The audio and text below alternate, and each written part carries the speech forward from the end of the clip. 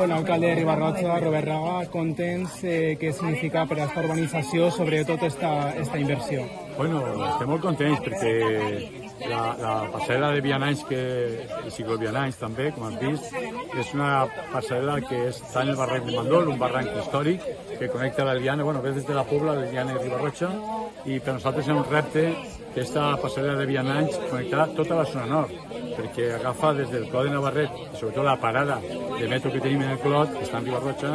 i agafa una connexió ciclovianant que arriba al casc urbà de Riba-roja-Túria. I per tant, nosaltres la mobilitat és un tema essencial per al futur del nostre poble. Tenim 12 urbanitzacions al poble i disseminats, i per tant les connexions de mobilitat són molt importants per al futur. Que els xiquets i xiquetes, que la gent major puga passejar per damunt dels vehicles, a caminar, a anar en bicicleta i poder connectar-se en tot, per nosaltres és un repte molt important. Per això creem la xarxa de connectament d'autobusos públics gratuïts, per a connectar tot el poble també. Però més enllà dels autobusos volem que la gent camine, que utilitzi la bicicleta i que tinga connexions. Esta passarel·la del barranc de Mandor obre una nova etapa en la zona nord que té moltes urbanitzacions, Santa Mònica, el Gallipont, el Clot de Navarrete,